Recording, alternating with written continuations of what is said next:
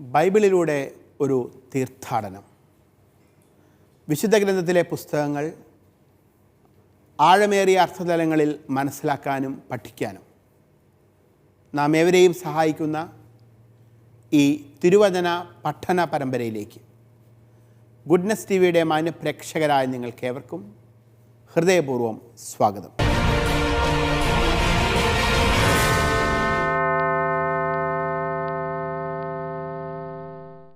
തോബിത്തിൻ്റെ പുസ്തകത്തിൻ്റെ ഏറ്റവും അവസാനത്തെ അധ്യായം 14-ാം അധ്യായമാണ് നമ്മൾ പഠിച്ചുകൊണ്ടിരിക്കുന്നത്.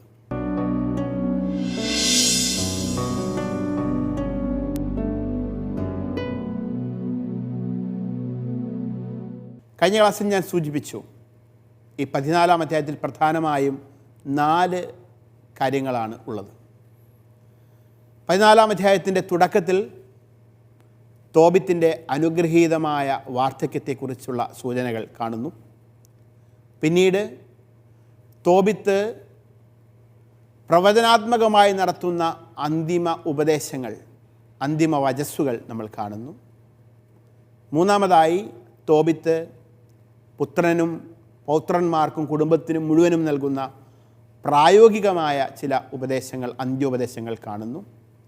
ഏറ്റവും ഒടുവിൽ തോബിത്തിൻ്റെയും ഭാര്യ അന്നായുടെയും മരണശേഷം തോബിയാസും കുടുംബവും നിനവെ ഉപേക്ഷിക്കുകയും മേദിയയിലേക്ക് എക്ബത്താനയിലേക്ക് യാത്രയാവുകയും പിന്നീട് അവിടെ താമസമുറപ്പിക്കുകയും ചെയ്യുന്നതും നമ്മൾ കാണുന്നു. അങ്ങനെ ഈ പുസ്തകം അവസാനിക്കുകയാണ്. ഇതിൽ ആദ്യ ഭാഗം തോബിത്തിൻ്റെ അനുഗ്രഹീതമായ വാർദ്ധക്യത്തെക്കുറിച്ച് നമ്മൾ കഴിഞ്ഞ ക്ലാസ്സിൽ വായിച്ച് മനസ്സിലാക്കി കഴിഞ്ഞു. അടുത്തതായി പ്രവചനാത്മകമായ അന്ത്യോപദേശങ്ങൾ തോബിത്ത് നൽകുന്നത് എന്തൊക്കെയാണ് എന്ന് മനസ്സിലാക്കാനായിട്ട് നമുക്ക് ശ്രമിക്കാം. 14-ാം അധ്യായത്തിൻ്റെ 3 മുതൽ 8 വരെയുള്ള തിരുവചനങ്ങൾ നമുക്കൊന്ന് വായിക്കാം. വൃദ്ധനായപ്പോൾ പുത്രനെയും പൗത്രന്മാരെയും വിളിച്ചിട്ട് പുത്രനോട് പറഞ്ഞു, മകനെ, എനിക്ക് വയസ്സായി, ജീവിതത്തോട് വിടവാങ്ങാൻ കാലമെടുത്തു. നീ മക്കളെയും കൂട്ടി മേദിയയിലേക്ക് പുറപ്പെടുക. നിനവെ നശിപ്പിക്കപ്പെടുമെന്ന് യോനാ പ്രവാചകൻ പറഞ്ഞത് ഞാൻ പൂർണ്ണമായി വിശ്വസിക്കുന്നു. എന്നാൽ മേദിയയിൽ കുറേ കാലം സമാധാനം നിലനിൽക്കും. നമ്മുടെ സഹോദരന്മാർ തങ്ങളുടെ നല്ല ദേശത്ത് നിന്ന് ഭൂമിയിൽ ചിതറിക്കപ്പെടും. ജെറുസലേം വിജനമാകും. ദേവാലയം അഗ്നിക്കിരയായി കുറേ കാലത്തേക്ക് നാശക്കൂമ്പാരമായി കിടക്കും. എന്നാൽ ദൈവം വീണ്ടും കരുണ തോന്നി അവരെ തങ്ങളുടെ ദേശത്തേക്ക് തിരികെ കൊണ്ടുവരും. കാലപരിപൂർത്തിയാകുന്നതുവരെ ആദ്യത്തേതുപോലെ ആവുകയില്ലെങ്കിലും അവർ ദേവാലയം വീണ്ടും പണിയും. അതിനുശേഷം അവർ പ്രവാസത്തിൽ നിന്ന് മടങ്ങി വന്ന് ജെറുസലേമിനെ മഹത്വപൂർണമായി പുതുക്കിപ്പണിയും. പ്രവാചകന്മാർ പറഞ്ഞിട്ടുള്ളതുപോലെ എല്ലാ തലമുറകൾക്കും വേണ്ടി മഹിമയാർന്ന ദേവാലയ മന്ദിരം നിർമ്മിക്കും. അപ്പോൾ സകല ജനതകളും ദൈവമായ കർത്താവിൻ്റെ യഥാർത്ഥ ഭക്തരാവുകയും തങ്ങളുടെ വിഗ്രഹങ്ങൾ കുഴിച്ചു മൂടുകയും ചെയ്യും. അവർ കർത്താവിനെ സ്തുതിക്കും. അവിടുത്തെ ജനം ദൈവത്തിന് കൃതജ്ഞതയർപ്പിക്കും. കർത്താവ് തൻ്റെ ജനത്തെ മഹത്വമണിയിക്കും. സത്യത്തിലും നീതിയിലും ദൈവമായ കർത്താവിനെ സ്നേഹിക്കുന്ന സകലരും നമ്മുടെ സഹോദരന്മാരോട് കരുണ കാണിച്ചുകൊണ്ട് സന്തോഷിക്കും. മകനെ, നിനവെ വിട്ടു പോവുക. യോനാ പ്രവാചകൻ പറഞ്ഞത് തീർച്ചയായും സംഭവിക്കും. ഈ പ്രവചനാത്മകമായ അന്ത്യോപദേശം ഈ പുസ്തകത്തിലെ 3-ാമത്തേതും അവസാനത്തേതുമായ വിടവാങ്ങൽ പ്രഭാഷണത്തിൻ്റെ ഭാഗമാണ്. ഇവിടെ തോബിത്ത് തൻ്റെ പുത്രനെയും പൗത്രന്മാരെയും തൻ്റെ മരണം ആസന്നമായി എന്ന് അറിയിക്കുകയാണ്.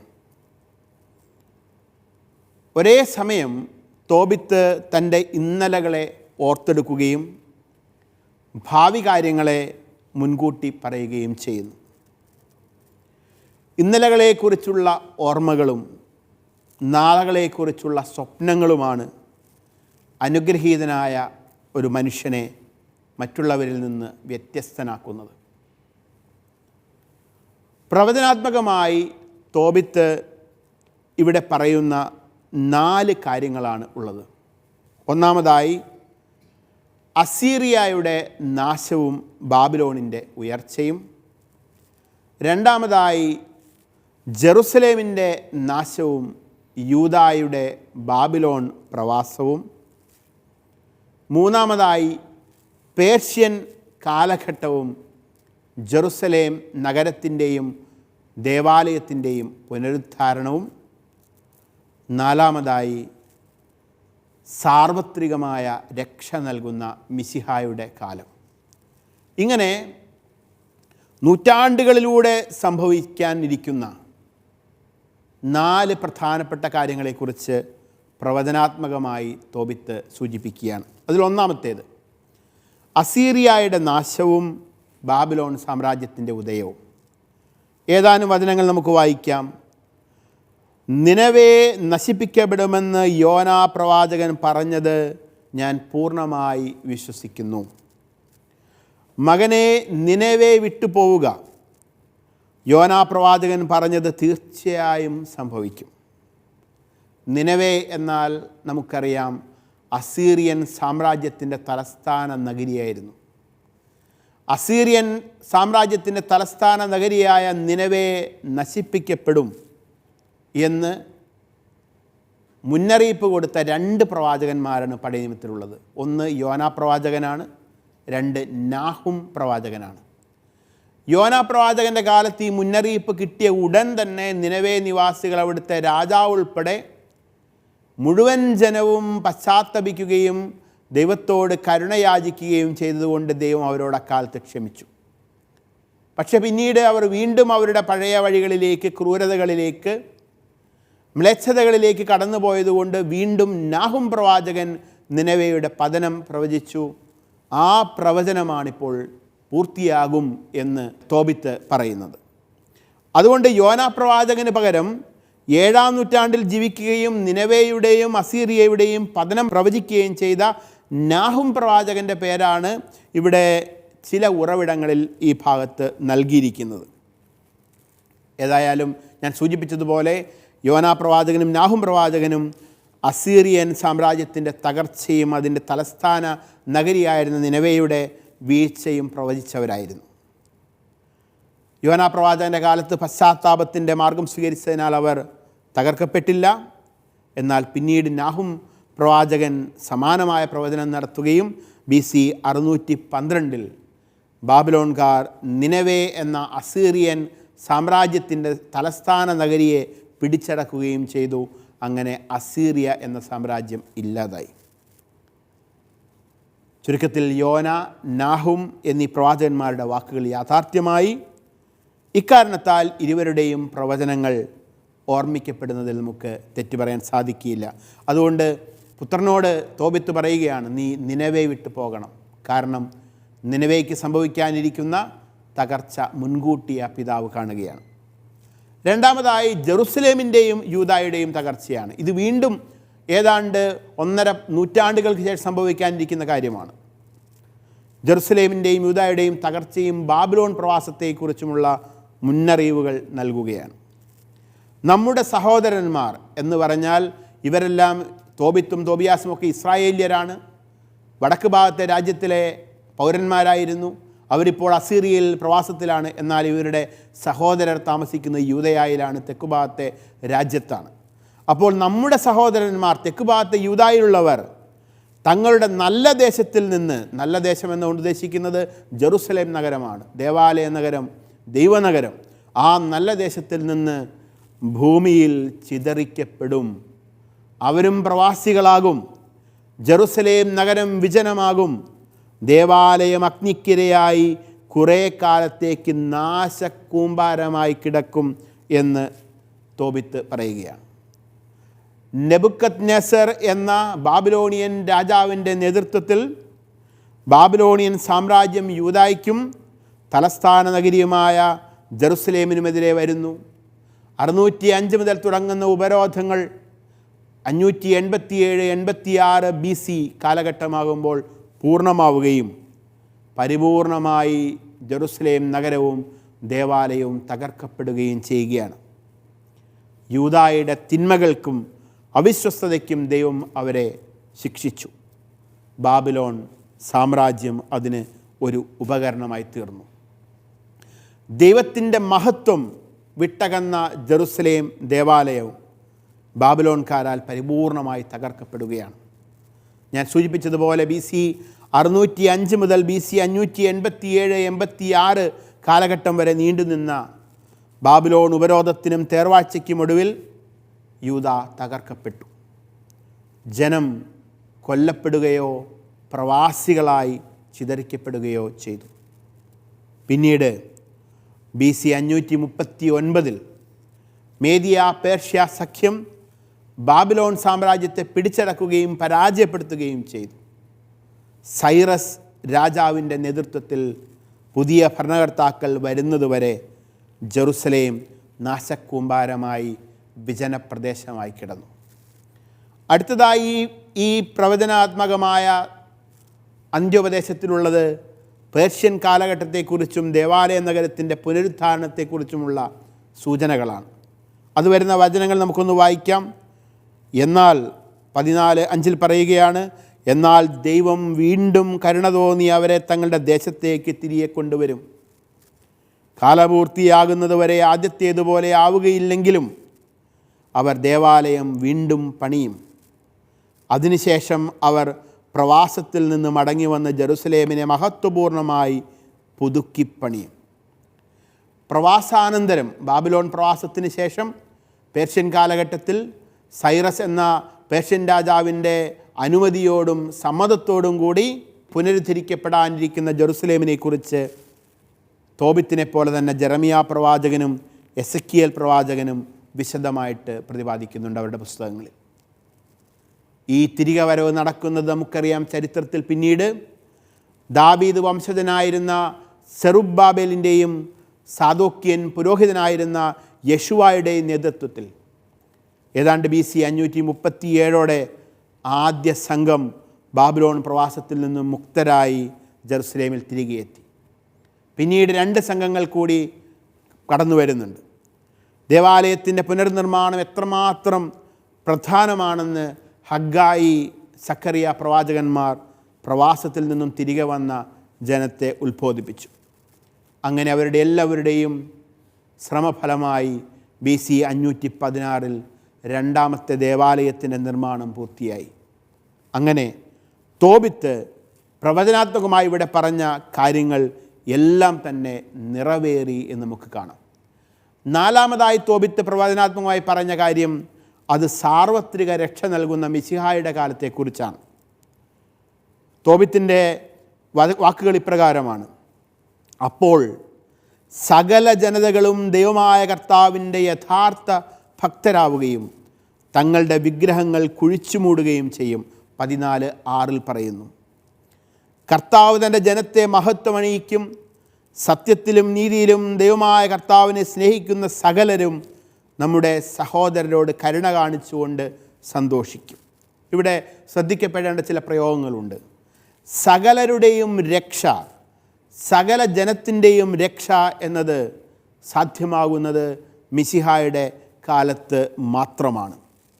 കാരണം യഹൂദർ സകല ജനതയുടെയും രക്ഷയിൽ വിശ്വസിച്ചിരുന്നില്ല. സ്വജാതീയർ, വിജാതീയർ എന്നീ വൈജാത്യങ്ങൾ അവരെന്നും മനസ്സിൽ സൂക്ഷിച്ചിരുന്നു.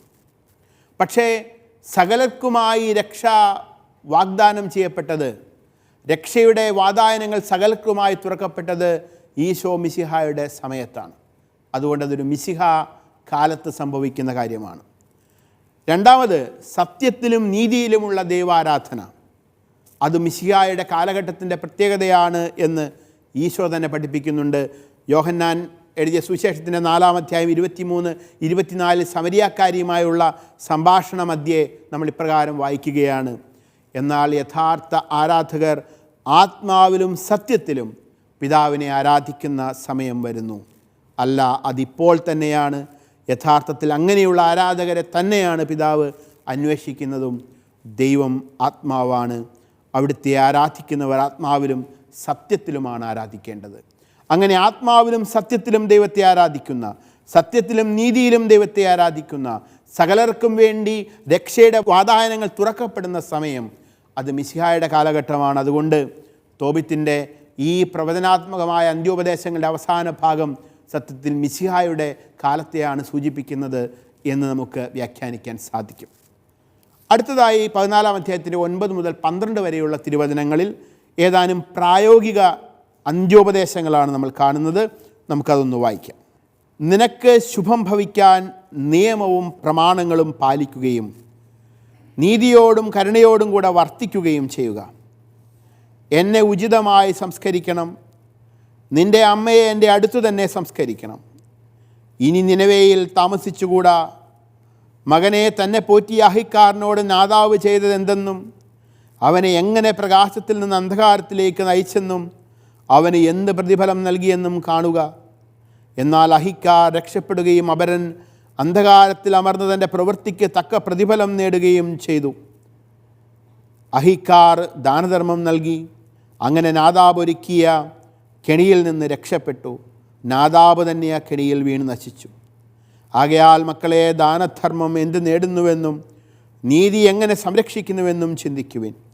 ഇതു പറഞ്ഞ് അവൻ മരിച്ചു. അവന് 158 വയസ്സായിരുന്നു. തോബിയാസ് അവനെ ആഡംബരപൂർവ്വം സംസ്കരിച്ചു. അന്ന മരിച്ചപ്പോൾ തോബിയാസ് അവളെ പിതാവിൻ്റെ സമീപത്ത് സംസ്കരിച്ചു. അപ്പോൾ ഇവിടെ തോബിത്ത് നൽകുന്ന അന്തിമോപദേശത്തിൽ വിഷയമാക്കുന്നത് തൻ്റെ തന്നെ ജീവിതത്തിൽ അദ്ദേഹം നിരന്തരം അനുവർത്തിച്ചിരുന്ന നന്മ പ്രവൃത്തികൾ തന്നെയാണ്. പ്രധാനമായും സത്യസന്ധത, നീതി, ദാനധർമ്മം, ദൈവവിചാരം, പ്രാർത്ഥന തുടങ്ങിയ കാര്യങ്ങളെല്ലാം ഇവിടെ പരാമർശിക്കപ്പെടുന്നുണ്ട്. ഇതിനിടയിൽ അഹിക്കാരൻ്റെ ഒരു കഥയും ദാനധർമ്മവും പ്രത്യേകമായിട്ട് സൂചിപ്പിക്കുന്നു. തന്നെ പോറ്റിയ അഹിക്കാരനോട് നാദാബ് ചെയ്തത് എന്തെന്നും അവനെ എങ്ങനെ പ്രകാശത്തിൽ നിന്ന് അന്ധകാരത്തിലേക്ക് നയിച്ചെന്നും അവൻ എന്ത് പ്രതിഫലം നൽകിയെന്നും കാണുക. ഈ കഥ, ഈ പുസ്തകത്തിൻ്റെ പഠനം തുടങ്ങുന്ന സമയത്ത് ഞാൻ സൂചിപ്പിച്ചിട്ടുള്ള ഒരു നാടോടി കഥയുടെ ഭാഗമാണ്. ആ നാടോടി കഥ ആ സമയത്ത് വിശദമായി പറഞ്ഞിട്ടുള്ളതുകൊണ്ട് ഞാനതിവിടെ ആവർത്തിക്കുന്നില്ല. ഏതായാലും ഈ കഥ ചുരുക്കി പറഞ്ഞാൽ, അഹിക്കാർ എന്ന വ്യക്തി നാദാബ് എന്ന ഒരു വ്യക്തിയോട് വലിയ കരുണ കാണിച്ച മനുഷ്യനായിരുന്നു. പക്ഷേ നാദാബ് തന്നോട് കരുണ കാണിച്ച അഹിക്കാരനെ, നാദാബിന് മറ്റൊരു പേര് ആ നാടോടി കഥയിൽ നൽകുന്നുണ്ട്, അത് നാദിൻ എന്നാണ്. ഏതായാലും ഈ നാദിൻ അല്ലെങ്കിൽ നാദാബ് അഹിക്കാരനെ വഞ്ചിക്കുകയും രാജാവിൻ്റെ അടുത്ത് അഹിക്കാരനെ മോശക്കാരനായി ചിത്രീകരിക്കുകയും അങ്ങനെ അഹിക്കാർ നാദാബിൻ്റെ വഞ്ചനയിൽപ്പെട്ട് ജയിൽവാസത്തിലേക്ക് പോകേണ്ടതായിട്ടും വരുന്നു. പക്ഷെ പിന്നീട് രാജാവ് അഹിക്കാരൻ്റെ സത്യം തിരിച്ചറിയുകയും നാദിൻ്റെ തിന്മകളെക്കുറിച്ച് മനസ്സിലാക്കുകയും നാദിൻ രാജാവിൻ്റെ ക്രൂരമായ ശിക്ഷ ഏറ്റുവാങ്ങുകയും അഹിക്കാർ വീണ്ടും ഉയർത്തപ്പെടുകയും ചെയ്യുന്നതാണ് നാടോടി കഥയുടെ പ്രതിപാദ്യം.